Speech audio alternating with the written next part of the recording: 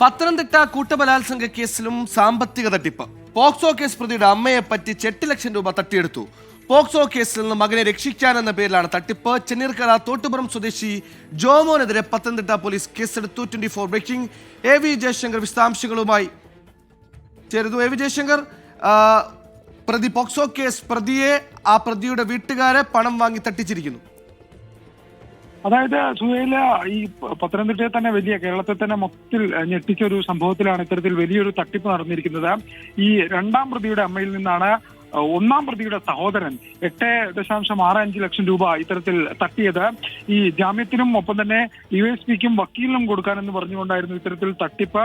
ഈ 60-ലധികം ആളുകൾ പ്രതികളായൊരു നിർണായകമായ കേസാണ്. ഈ കേസിലാണ് ഇത്തരത്തിൽ പോലീസിന് കൊടുക്കാനും തെളിവെടുപ്പ് ഒഴിവാക്കണമെന്നൊക്കെ പറഞ്ഞുകൊണ്ട് ഇത്തരത്തിൽ ഈ ജോമോൻ മാത്യു എന്ന പ്രതി ഇത്തരത്തിൽ പണം തട്ടിയത്. കഴിഞ്ഞ ദിവസമാണ് ഈ കേസിൽ പിടിയിലായ ഒരു പ്രതി ജാമ്യത്തിൽ ഇറങ്ങുകയും പിന്നീട് അഭിഭാഷകനുമായി സംസാരിക്കുന്ന ഘട്ടത്തിലാണ് ഇത്തരത്തിൽ വലിയൊരു തട്ടിപ്പ് വാർത്ത ഇദ്ദേഹം അറിയുന്നത്. ഈ തട്ടിപ്പിന്റെ കാര്യം അറിയുന്നത് പിന്നാലെ പത്തനംതിട്ട ഡിവൈഎസ്പിക്ക് പരാതി നൽകിയായിരുന്നു. ഈ പരാതിയിലാണ് ഇത്തരത്തിൽ അന്വേഷണം നടക്കുകയും ജോമോനെ പോലീസ് അറസ്റ്റ് ചെയ്യുകയും ചെയ്ത സാഹചര്യം ഉണ്ടായിരിക്കുന്നത്. കൂടുതൽ പേരെ സമാനമായ തട്ടിപ്പിന് ഉപയോഗിച്ചിട്ടുണ്ടെന്ന കാര്യത്തിൽ പോലീസ് അന്വേഷണം നടത്തുന്നുണ്ട്. എന്തായാലും ഈ തട്ടിയ പണം വെച്ച് ഈ ജോമോൻ മൈക്ക് സെറ്റ് ഉപകരണങ്ങൾ വാങ്ങിയെന്നാണ് പോലീസ് പറയുന്നത്. ഇവ പോലീസ് എന്തായാലും കണ്ടെടുത്തിട്ടുണ്ട്.